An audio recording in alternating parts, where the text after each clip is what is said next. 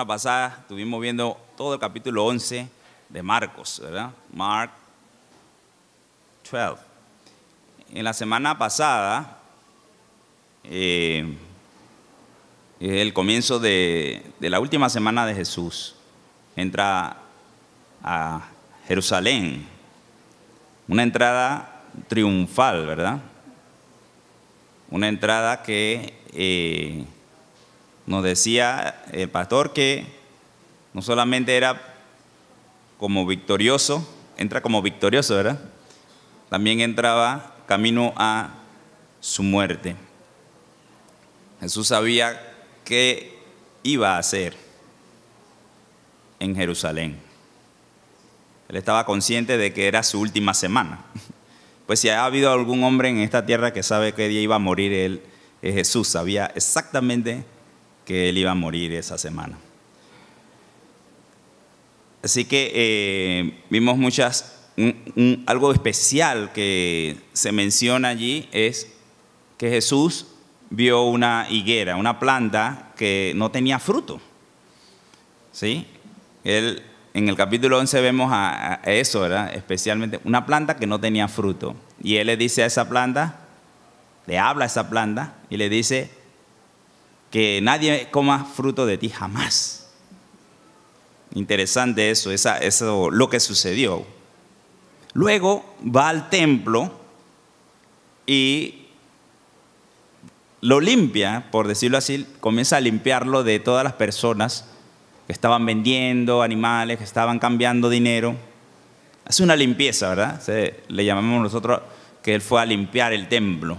Porque la parte donde van los gentiles a adorar al Señor no podían, porque estaba lleno de comercio allí. O sea, eso no le importaba a los judíos o los que estaban encargados en ese momento, no les importaba. Así que Jesús dijo, mi casa es casa de oración para todas las naciones, porque está así. Así que él la limpia, ¿sí? Y saca a todos de allí. Pero luego al otro día, entonces pasan por donde la higuera y Pedro ve la higuera.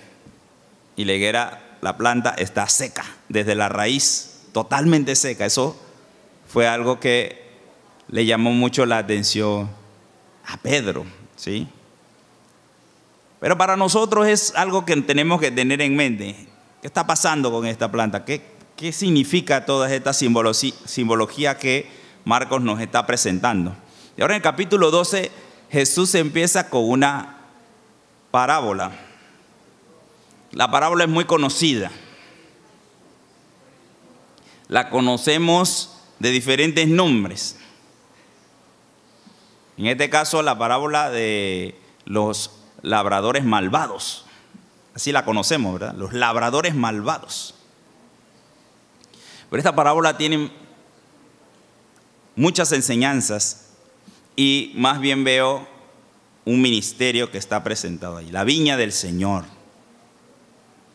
Y podemos encontrar que la Biblia habla mucho de plantas, o nos enseña mucho sobre plantas, sobre frutos. Habla de la higuera, la vid y el olivo. Todas esas plantas se mencionan en la Biblia y todas hablan de frutos y de algo que Dios nos quiere enseñar sobre esto. Así que la pregunta que podría salir aquí es, ¿qué aprendemos sobre el señorío de Dios en esta parábola? El señorío, Dios dueño de la viña. Hay otras parábolas de la viña del Señor, pero en este caso miremos como Dios, Señor de la viña. Y cómo nuestro servicio a Dios refleja su amor a la humanidad. Así que vamos a ver tres aspectos de lo que esta parábola en un sentido quiere decirnos. Vamos a ver el amor de Dios en esta parábola, vamos a ver la misericordia de Dios, pero también vamos a ver el juicio de Dios.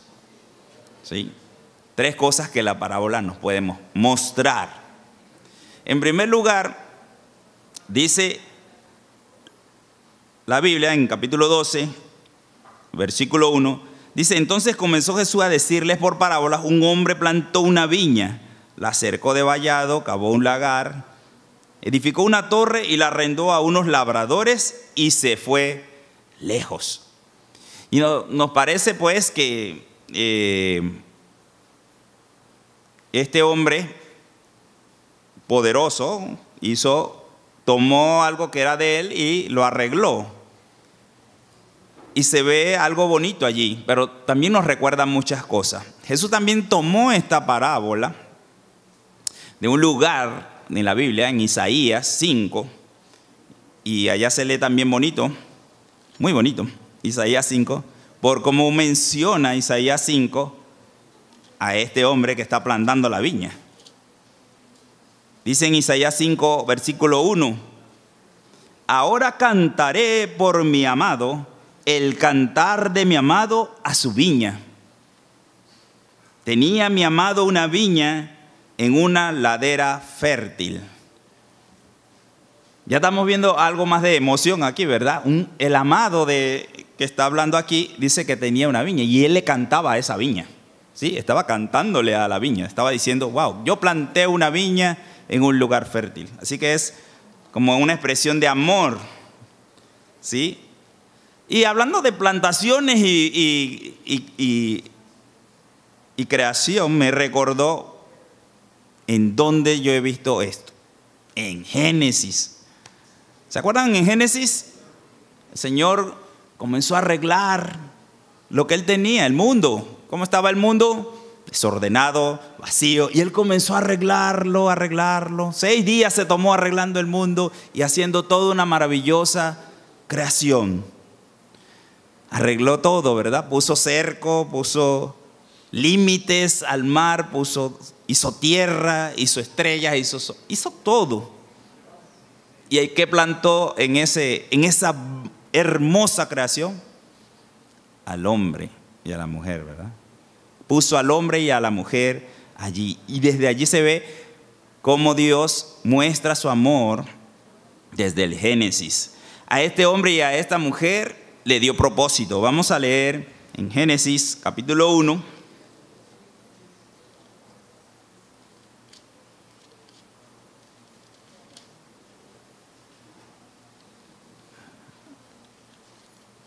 El propósito por el cual Él hizo todo esto.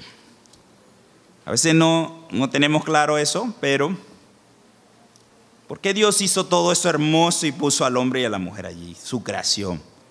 Dice allí, le dio un propósito al hombre. Dice en el 1:26, entonces dijo Dios, hagamos al hombre a nuestra imagen, conforme a nuestra semejanza, y señoree en los peces del mar, en las aves de los cielos, en las bestias, en toda la tierra y en todo animal que se arrastra sobre la tierra.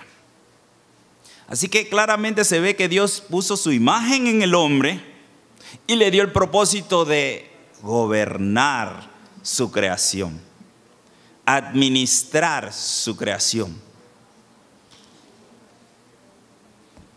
Dios quería que esta creación nueva fuera administrada por los hombres. Ellos iban a mostrar, multiplicarse, claro está, y gobernar la creación. Qué interesante, ¿verdad? Porque le dijo que se multiplicaran. En el 28 dice, y los bendijo Dios, y le dijo, fructificad y multiplicaos, llenad la tierra y gobiernenla. Así que el Señor muestra su amor porque Él quiere, a través de los hombres, quería mostrar su imagen. La imagen bondadosa, la imagen amorosa de Dios a través de su imagen y de toda la bendición que había creado. Así que todo el mundo iba a quedar bendecido de alguna manera, pero hasta ahí vamos a dejar la historia de Génesis. También vemos la historia en Israel. Dios escogió a un hombre, a Abraham. Llamó a Abraham, ¿verdad? Y de ese hombre hizo una nación completamente. ¿Y quién era Abraham? Cualquier hombre. Claro, ya habíamos caído del Edén, el pecado estaba en nosotros, pero Dios hizo de un hombre una nación. Volviendo a la parábola, vemos que dice que a estos hombres, después que hizo el lugar donde plantó la viña, se la arrendó a unas personas. Y él hizo trato con esas personas. Cuando dice allí que a su tiempo él iba a enviar personas a recoger del fruto, eso quiere decir que hubo un trato entre el hombre y Dios. La Biblia lo muestra como pactos. Había un pacto entre el hombre y Dios. A Abraham se le dio su pacto. A Israel se le dio su pacto. ¿Sí? Dios muestra su amor porque Él escogió toda una nación para que esta nación fuera de ejemplo y bendijera a todo el mundo. Busquemos en Génesis el pacto de Abraham primero. Génesis 12. El pacto que se le dio a Abraham muestra que Dios, a pesar de que habíamos caído, quería bendecir al mundo. Génesis 12, versículo 1 al 3 dice: pero Jehová había dicho a Abraham: vete de tu tierra y de tu parentela y de la casa de tu padre a la tierra que te mostraré, y haré de ti una nación grande, y te bendeciré tu nombre y serás bendición. Bendeciré a los que te bendijeren, y a los que te maldijeren maldeciré, y serán benditas en ti todas las familias de la tierra. Wow. Casi lo mismo que le dijo a Adán y Eva, que iban a sojuzgar la tierra y la imagen de Dios se iba a multiplicar por toda la tierra. No sucedió, pero ahora tomó a Abraham y hizo lo mismo. Le dijo: multiplíquense y mostrará la bendición de Dios a través de este pueblo. Un pueblo santo, un pueblo que iba a ser de ejemplo al mundo para todos. En Deuteronomio 10 ya vemos el pueblo formado. Claro, pasó mucho tiempo desde Abraham hasta que se cumplió esa profecía. En Deuteronomio 10, el versículo 15. Y hay el versículo expresa sobre el pueblo de Israel. Dice: solamente de tus padres se agradó Jehová para amarlos, y escogió su descendencia después de ellos a vosotros de entre todos los pueblos, como en este día. Dios escogió a ese pueblo especial para que bendijera al mundo. Era una bendición para el mundo. Vamos a dejar la historia de Israel allí. Luego vemos a la iglesia. También Dios muestra su amor, otra nueva creación o algo nuevo que Dios hizo a través de la iglesia. Israel se apartó de Dios, no cumplió su pacto y comenzó a hacer cada uno lo que bien le parecía. Pero Dios no abandonó el pacto que hizo con Abraham, no lo abandonó. Así que las bendiciones a todas las naciones vendrían a través de la muerte de su Hijo, Jesucristo. Todas las naciones serían benditas por medio de su sangre. Pues esto las redime a las naciones de la maldición del pecado. Así que Dios no abandonó a su creación.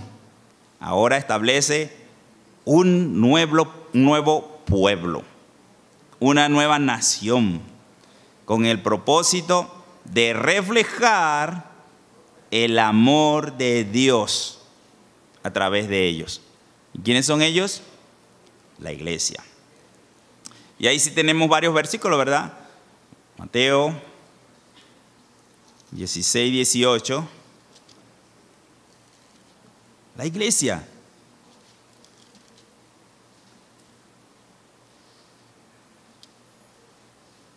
Dice: yo también te digo que tú eres Pedro, y sobre esta roca edificaré mi iglesia, y las puertas del Hades no prevalecerán contra ella. Es una iglesia poderosa. Mateo 16, 18. La iglesia tiene poder, y las puertas del infierno no pueden mantenerse cerradas, porque la iglesia tiene el poder para tomar a todos esos que actualmente, físicamente, no físicamente, posicionalmente están en el infierno, muertos. Y la iglesia puede arrebatarlos de allá. Tiene ese poder, porque Dios nos ha dado esa autoridad. Y a través de la iglesia, Dios ha mostrado su amor y sigue mostrando su amor. Somos los últimos que en esta lista de las muestras de amor de Dios. Así que la parábola empieza con que Dios ama al hombre, a la humanidad, a su creación. Y a través de estas tres cosas no ha abandonado su creación, a través de estas tres expresiones. Pero también vemos en la parábola de Marcos la misericordia de Dios. Dice la parábola que envió Dios, envió el Señor de la viña personas para que tomasen del fruto, para cobrar el arrendamiento, ¿verdad? Pero ¿qué sucedió? ¿Qué hicieron estos labradores? Malvados labradores, que es como conocemos la parábola. Golpearon, maltrataron y hasta mataron a los mensajeros. Pero el primero que fue, regresó con las manos vacías, golpeado delante de su señor. ¿Y qué hizo su señor? No hizo mayor cosa, mandó a otro. Envió a otro, dándole oportunidad a esos labradores que se arrepintieran y cumplieran el pacto que habían acordado.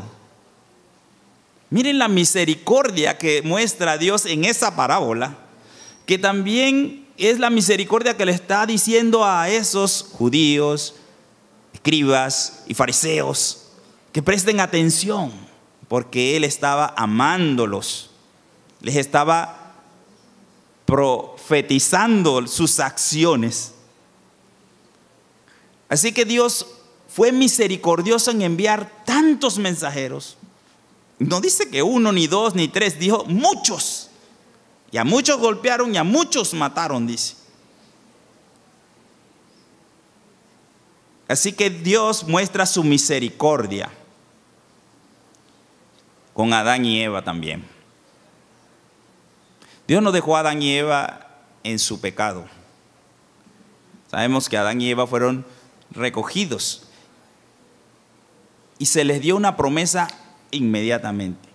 En Génesis 3:15 vemos la primera mención de una promesa para la caída del hombre,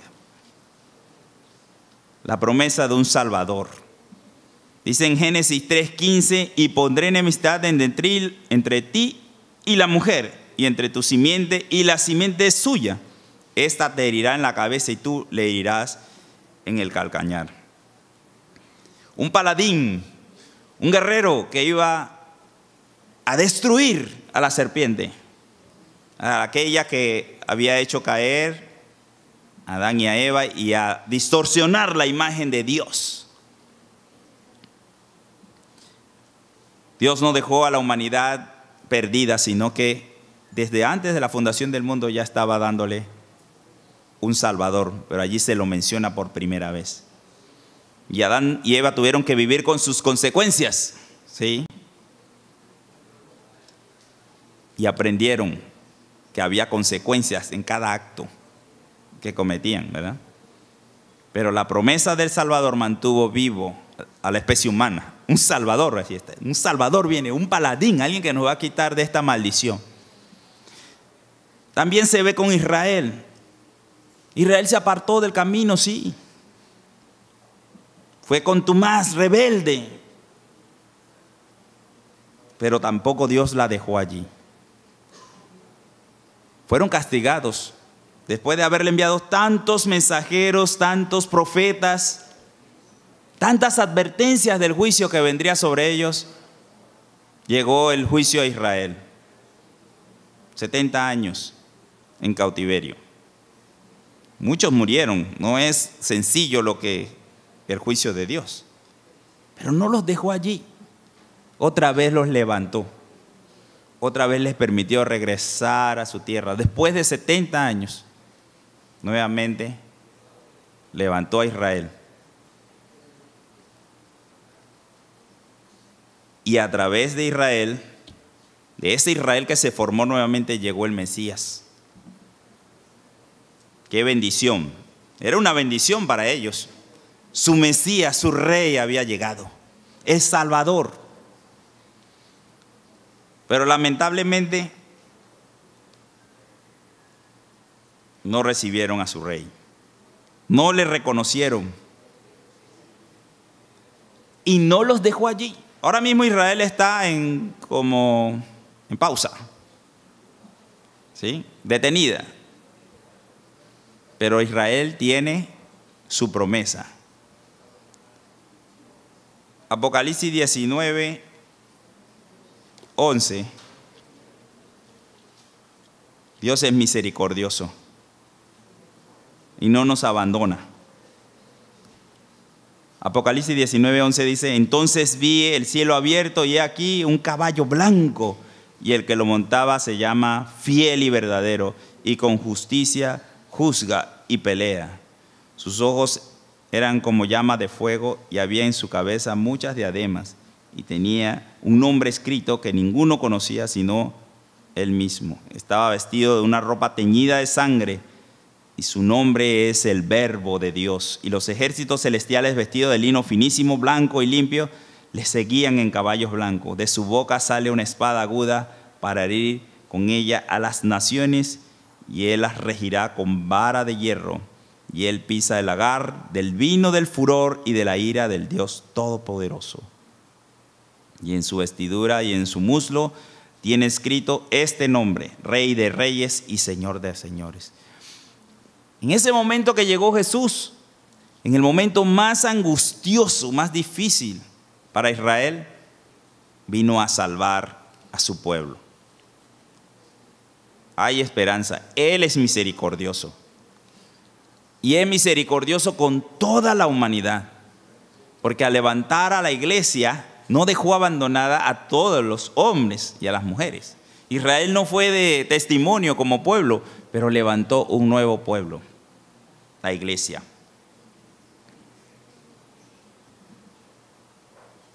Dios también, a través del tiempo, fue misericordioso con la iglesia, porque la iglesia en un tiempo se apartó. Sabemos de los 800 años de oscurantismo, donde no hubo avance de nada.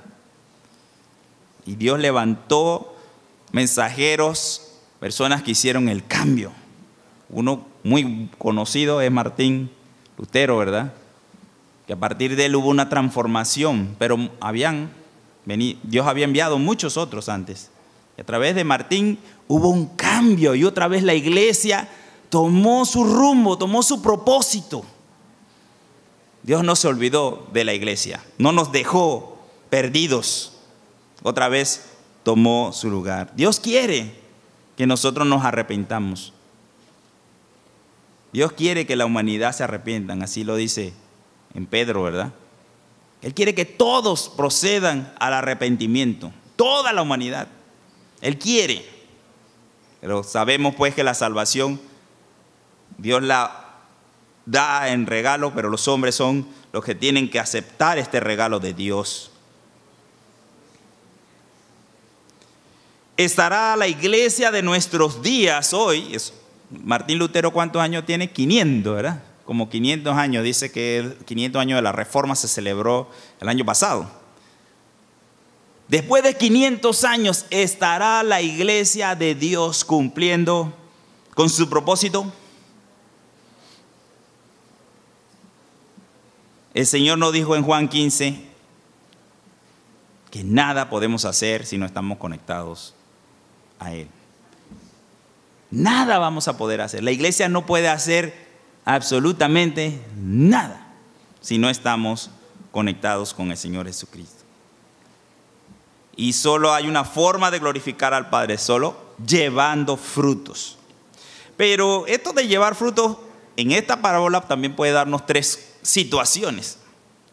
Uno, que el fruto que demos no sea de buen gusto. En Isaías 5, el sembrador estaba muy contento con su viña y con el propósito que él había hecho con su viña. Pero se encontró que él había sembrado cosas buenas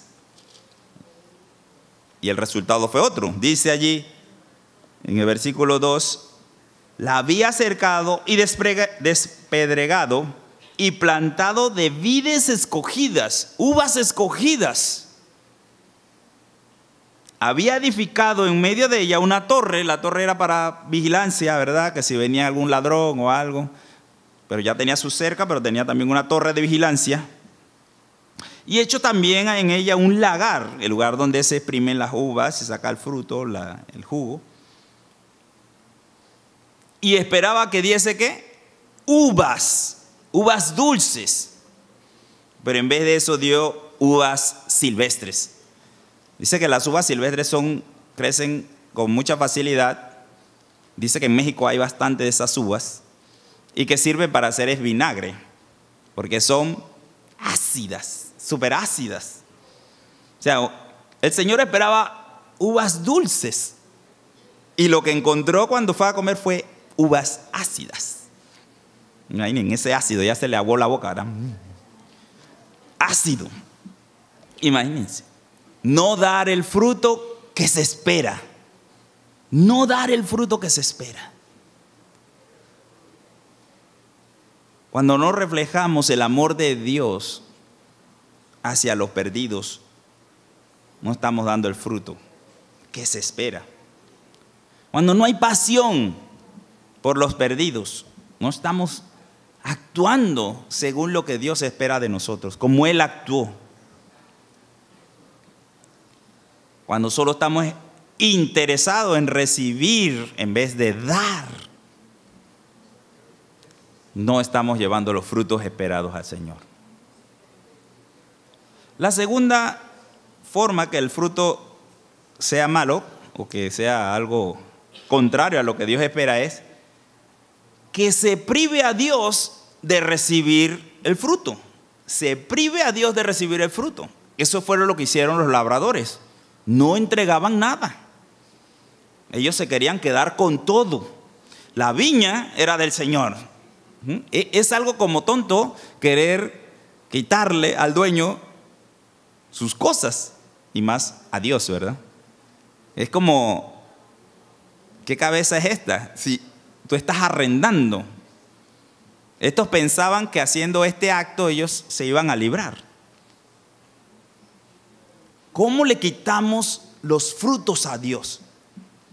¿Cómo me robo yo la gloria que se merece el Señor? Dios dice que Él nos ha dado bendición. Bendición en gran manera. 2 Corintios nos habla de esa bendición. Hemos sido bendecidos para dar.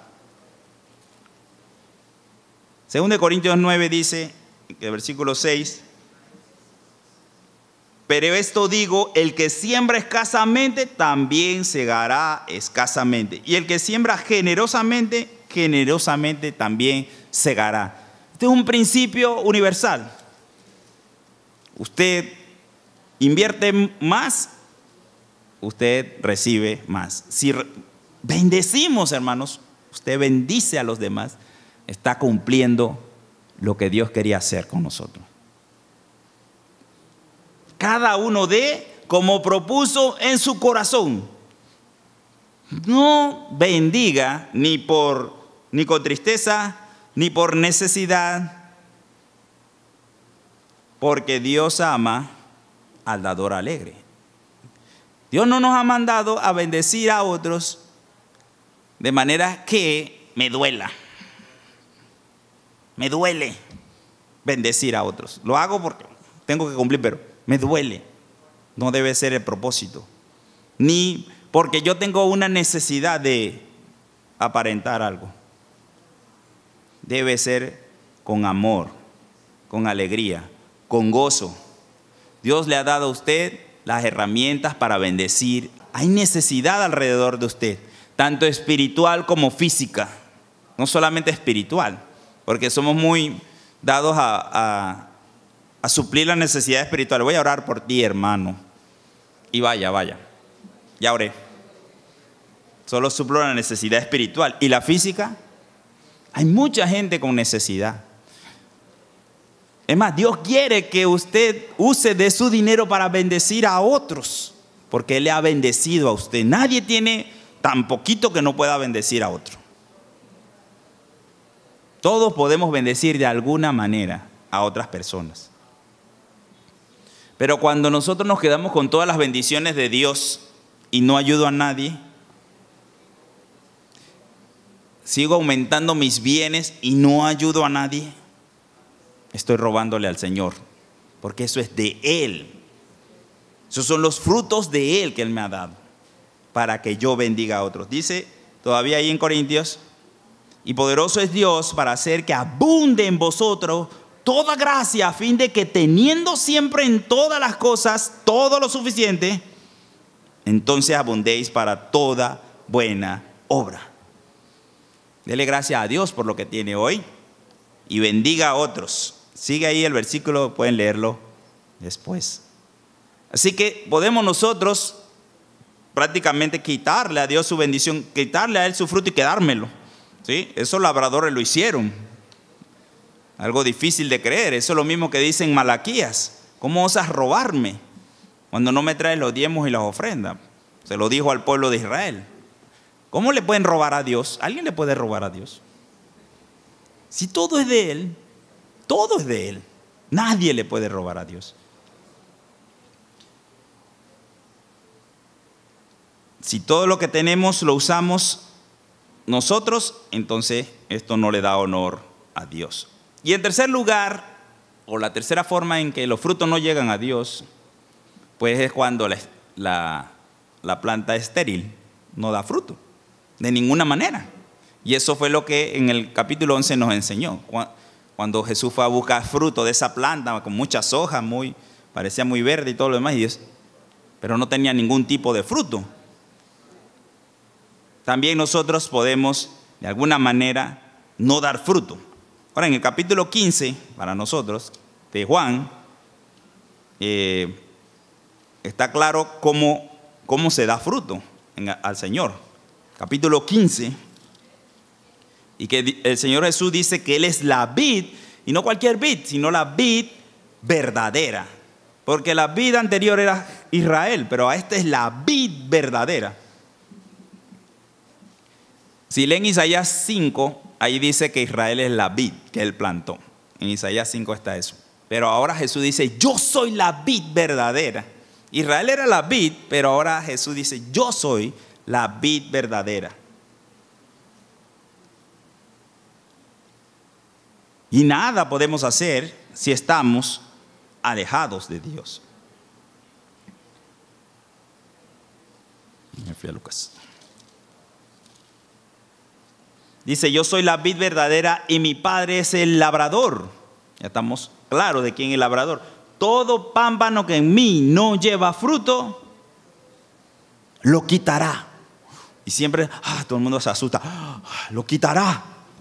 Si no llevamos fruto, lo quita. ¿Qué le dijo a la higuera? Nadie coma de ti más fruto. Y se secó. Lo quitará. Y todo aquel que lleva fruto, lo limpiará. Las plantas necesitan ser podadas, limpiadas de esas hojitas que están secas, marchitas. El labrador viene y las arregla para que se vea más hermosa y pueda crecer mejor. Hay muchas técnicas que usan que a algunos frutos se le quita algunos frutos para que los otros frutos crezcan mejor y la planta no se gaste con los pequeñitos, pues, si tiene demasiado. Así que Dios limpia y ese debe doler, ¿verdad? Cortar algo a la planta le debe doler.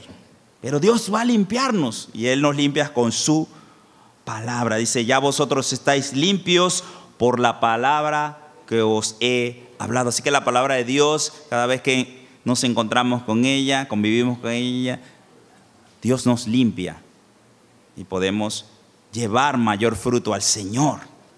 Qué bendición. Pero un pámpano estéril, ¿qué le va a pasar? Será cortado. Y es difícil. Y es difícil entenderlo. Pero vamos a ver qué sucede.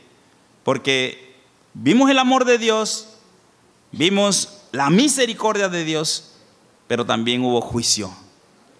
Tantas veces envió Dios mensajeros a esos obreros para que de alguna manera se arrepintiesen y no hicieron caso.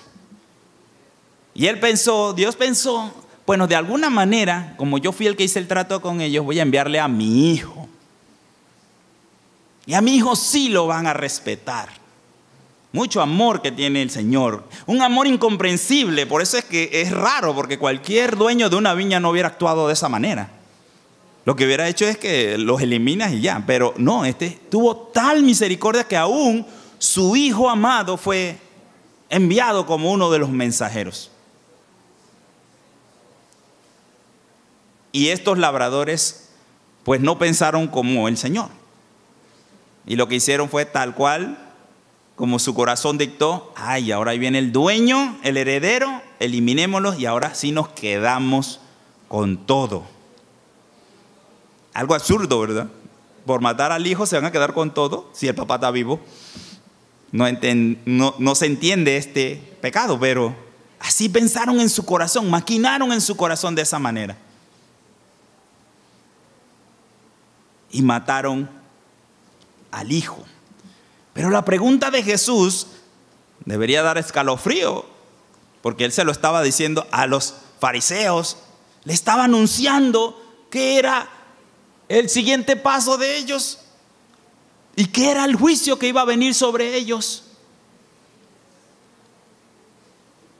Jesús les dijo: ¿qué pues hará el Señor de la viña? ¿Qué pues hará el Señor de la viña? Muchos están confundidos creyendo Dios es amor, puro amor, no nos va a hacer nada.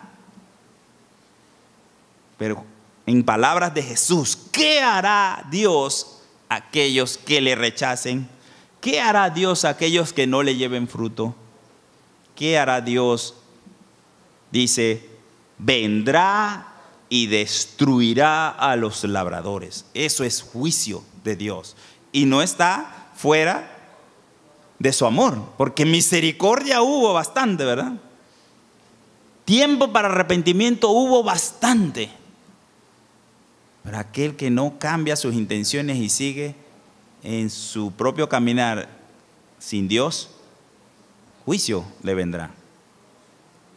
El juicio de Dios.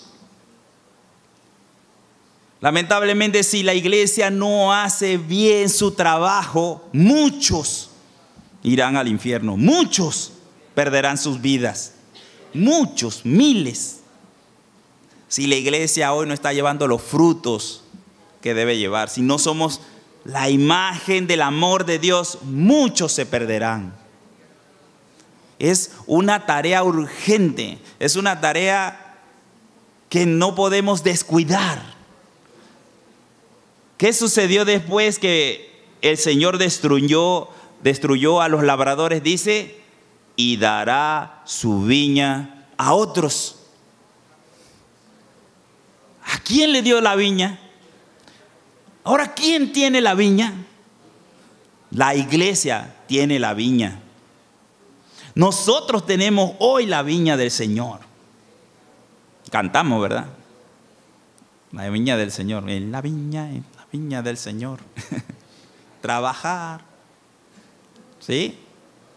Estamos en la viña del Señor. Y somos los labradores hoy de la viña del Señor. Y debemos darle al Señor fruto de su viña. Debemos sembrar, cosechar. Debemos seguir multiplicando la viña del Señor. Iglesia, estamos haciendo el trabajo que se nos ha pedido. Ahora Dios, el Señor de la viña, confía en nosotros. Ahora nosotros tenemos que mostrar su amor. Él dice, somos la luz del mundo. Somos la sal de la tierra. Necesitamos tomar muy en serio esto y apasionarnos por los perdidos.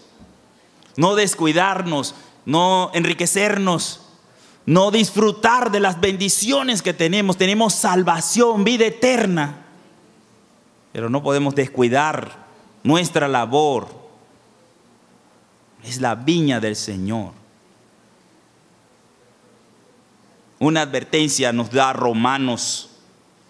Escuchémosla bien, una advertencia para la iglesia. Somos la viña ahora. Romanos capítulo 11, versículo 11 dice: digo pues, ¿han tropezado los de Israel para que cayesen? En ninguna manera. Pero por su transgresión vino la salvación a los gentiles, a nosotros, para provocarles a celo. Y su transgresión es la riqueza. Y si su transgresión es la riqueza del mundo y su defección la riqueza de los gentiles, ¿cuánto más su plena restauración? Porque a vosotros hablo, gentiles, por cuanto yo soy apóstol a los gentiles, honro mi ministerio, por si en alguna manera pueda provocar a celos a los de mi sangre y hacer salvos a algunos de ellos. Porque si su exclusión es la reconciliación del mundo, ¿qué será su admisión sino vida de entre los muertos? Si las primicias son santas, también lo es la masa restante. Y si la raíz es santa, también lo son las ramas. Pues si algunas de las ramas fueron desgajadas, y tú, siendo olivo silvestre, has sido injertado en lugar de ellas y has sido hecho participante de la raíz y de la rica savia del olivo, no te jactes contra las ramas. Y si te jactas, sabe que no sustentas tú a la raíz, sino la raíz a ti. Pues las ramas, dirás, fueron desgajadas para que yo fuese injertado. Bien, por su incredulidad fueron desgajadas, pero tú por la fe estás en pie. No te ensoberbezcas, o sea, no te enorgullezcas, no seas altivo, sino teme. Porque si Dios no perdonó a las ramas naturales, a ti tampoco te perdonará. Mira pues la bondad y la severidad de Dios. La severidad ciertamente con los que cayeron, pero la bondad para contigo. Si permaneces en esa bondad, pues de otra manera tú también serás cortado. Advertencia a la iglesia. Si no hacemos la labor que se nos encomendó como labradores de la viña, seremos cortados. Y no estoy hablando de salvación, estoy hablando de administración del reino de Dios. Si nosotros no hacemos lo que tenemos que hacer con el reino de Dios, ¿qué debemos hacer con el reino de Dios? Proclamarlo. ¿A dónde lo debemos llevar? Hasta el fin del mundo. ¿Por quién nos debemos interesar? Por todos los perdidos del mundo. No por un grupito de personas que me agradan. Por todos los perdidos del mundo, aún nuestros enemigos. Así como le pasó a Jonás, que tuvo que ir a predicarle a sus enemigos. Qué difícil. Y eso también nos toca a nosotros. Aún los que adversen la iglesia, aquellos que nos pisoteen, nos apaleen, nos desprecien, nos digan locos. A eso tenemos que predicarle el evangelio. Y amarles, no ir a contender con ellos. No a pelear con ellos. No nos llamaron a eso. ni con gobierno, ni con nada, con país. No nos mandaron a pelear, nos mandaron a predicar el amor de Dios a todas las naciones. Y si no lo hacemos,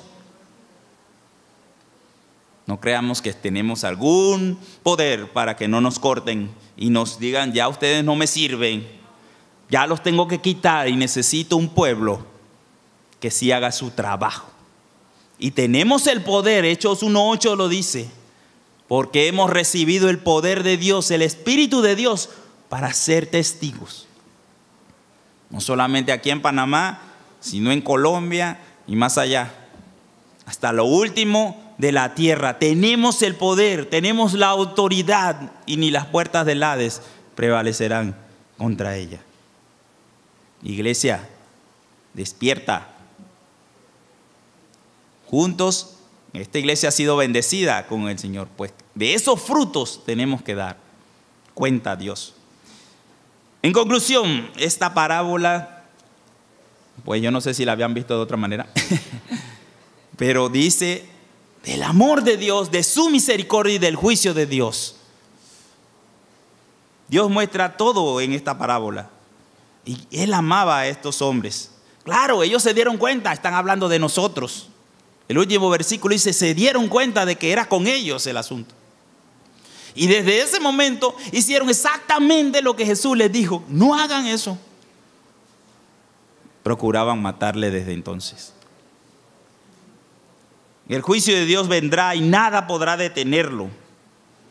Entonces esforcémonos por predicar el evangelio, el amor de Dios, con pasión, con mucha pasión a las almas perdidas. Disfrutemos de las bendiciones de Dios, pero también llevemos frutos para su gloria. Vamos a orar. Padre amado, te alabamos, Señor, te damos las gracias, porque esta advertencia era para el pueblo de Israel, para los líderes de Israel. Señor, ayúdanos, Señor, a no caer en el mismo error que cayó Israel. 3 grupos de hombres: los saduceos, aquellos que no creían en la resurrección, hombres que gobernaban el templo. Ellos eran los que se beneficiaban del dinero del templo.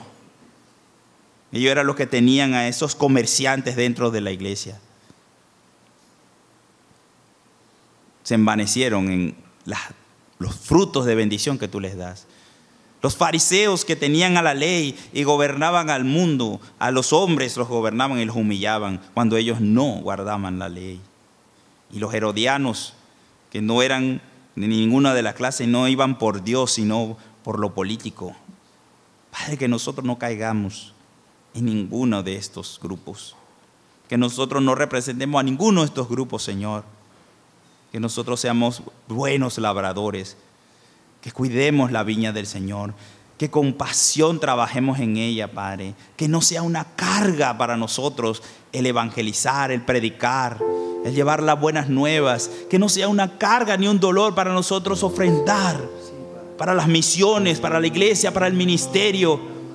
Ayúdanos, Señor, a que estemos claros cuál es el propósito por el cual tú nos has creado y por el cual nos tienes aquí.